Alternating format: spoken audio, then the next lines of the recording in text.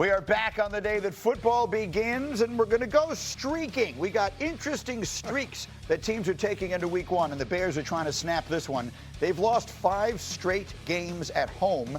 If they lose Monday night against Minnesota, it would match their second longest home losing streak in the franchise's history. Remember, they've been playing for well over 100 years in Chicago. So that's the question. Do the Bears find a way to get a win in what will be a statement game inside the division? And I know you have your eyes on the marriage of Caleb Williams and his new coach. Yeah, I think the Vikings win the football game, but Ben Johnson, who's now the head coach in Chicago, the last 4 times his offenses have played against Brian Flores, the defensive coordinator in Minnesota, he's put 122 points on him. With the Lions. With the Lions, different humans, but he obviously understands how to play against them. 16 touchdowns, 14 punts.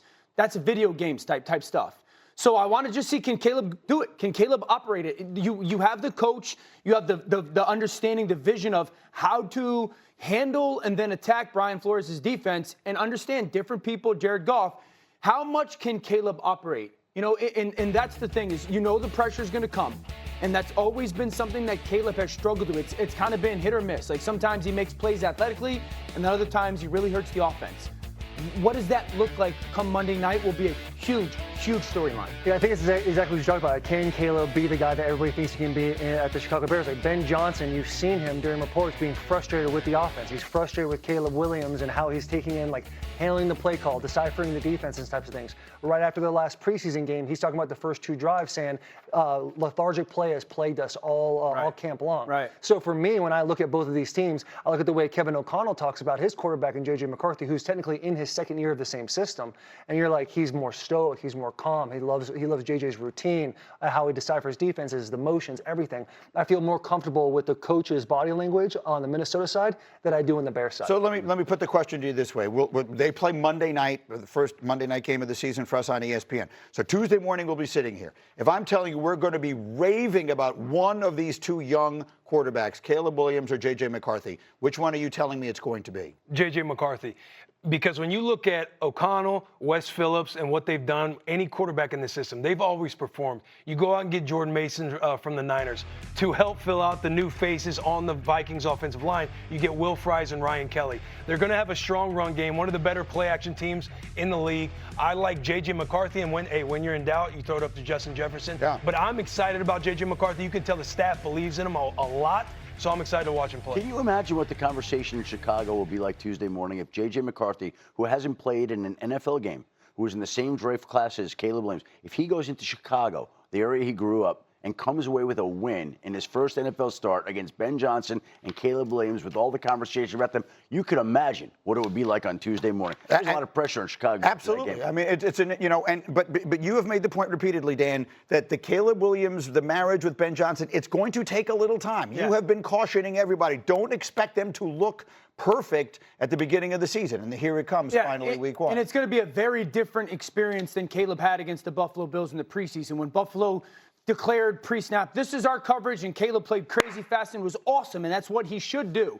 He is going to be forced to be thinking so many different ways, and I think that's what I want to see. Does Ben protect them? Does he try to, handcuff him a little bit so we settle him into the game? I think what coach settles their young quarterback into the game the fastest and the best will go a long way to see who wins the football game. Establishing a running game. One more add on that is just with Caleb Williams, he's got to be verbal about what he wants from his coach as well. A lot of time young quarterbacks that I've seen when I was playing with like Marcus Mariota, like there's a level of ego that goes into I can make every throw, I can look at every single thing. He has to be more demanding of like what he feels more I want this, I don't want this. I do not want this. It's such a huge deal for Caleb Williams and Ben Johnson. Fascinating game to finish up the weekend. Let's stay in the division. Our next streak, as we go through some of these streaks, Jordan Love is riding a hot one. We know that he's been a little reckless at times, but he finished last season, at least in the regular season, with 7 consecutive games without throwing a pick, the longest streak in his career without throwing an interception. And Dan, you are sky high on Jordan Love this season. He's my MVP pick. It's time.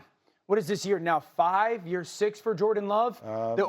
Organization did something they haven't done in 20-plus years. They took a first-round wide receiver, Field Yates, not a lateral comparison, but said Matthew Golden, who they took out of Texas, reminded him a lot of Steve Smith. So this is arguably the deepest skill group in the NFL. 5 or 6 legit NFL wide receivers, 2 really good tight ends. Jordan Love's crazy talented. This has been an offense that, pass game-wise, has been, like, relatively efficient, but hasn't necessarily had the volume. If I'm Matt LaFleur and I got Micah Parsons on the other side, I'm chucking the heavens out of the football this season and saying, be aggressive. This is a quarterback that has all the physical ability to get it done. He has to take that big And you jump. talk about marrying that, too, with one of the better run offenses in the league Totally. last year, who runs the ball over 50% of the time. So, yeah, I hope they take the governor off. I hope he has a big year. I love the MVP pick because the Packers are my Super Bowl pick. You're talking about how deep they are at wide receiver, and they still have some wide receiver questions coming into the season. Christian Watson is out. We're not sure when he'll be back. Jaden Reed hasn't practiced recently, didn't practice yesterday. Matthew Golden is still a first-round draft pick who hasn't played in an NFL game yet. And right now it seems like Romeo Doubs might be their number one wide receiver going into the season. We'll see what Matthew Golden can do. And I guess the question is, what does Micah Parsons bring to this team, both on the field and in, like, it feels to me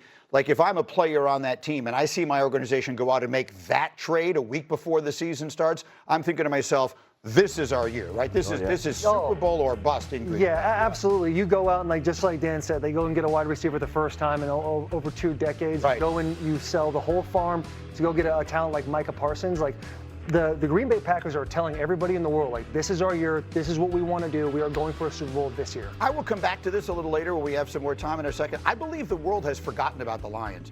And to some degree, I get people up here every single day making their picks for the season. We love Green Bay. We love Philadelphia. Watch out for the Rams out there. The 49ers are better than people think they are. The Vikings might be dangerous. Tampa Bay.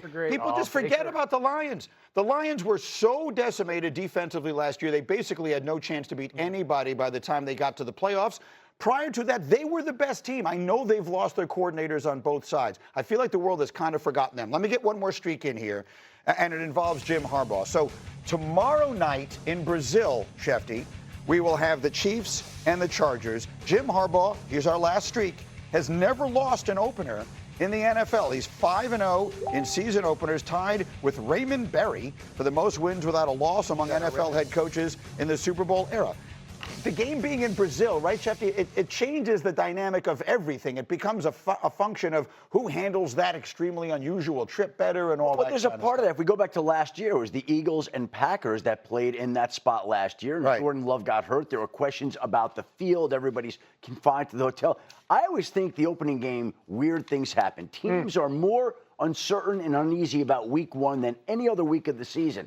And when you add another element like this and make it an international game on a field that has been shaky in the past, there are all sorts of things that can happen. But the one thing you can count on in the opener, Jim Harbaugh has been great. And the other thing, Andy Reid, when you give him time to prepare, he's been great. So it's 2 coaches at the top of their craft. We see the picture. We're split kind of right down the middle here. Taylor, talk to me about why you see Kansas City coming out on top. I like seeing Kansas City come on top because when you see the 2 Super Bowl losses they have, you see Patrick Mahomes getting buried inside and out for 60 minutes. And they go out and they get their first-round pick, Josh Simmons. Josh Simmons, they put him at left tackle. They feel really good about him. But to me, it's not necessarily about the continuity and how well the offensive line is going to play. It's Andy Reid and his ability to break down offenses and having this much time for an in-game opponent. I tell you, the AFC West, I'm more excited to watch the division than anyone else. Great division. Look, Mahomes is sacked career high 36 times last year. I think the left side of the O-line is a big question mark. And listen, I have a little rapport with Chiefs Nation to where I'm a little bit of a hater because I stomped on the logo and then we got our ass whooped by 50. But when you look at the Chargers, they go out and draft Amarion. You got Mr. 4th of July himself, Najee Harris. You bring in Keenan Allen to go with Ladd McConkey. Listen, I love the Chargers in this game. Give me the Chargers, Greeny. Josh Simmons at left tackle. Josh Simmons. Yes, Josh Simmons left tackle. But they want, like, Jim Harbaugh, he wants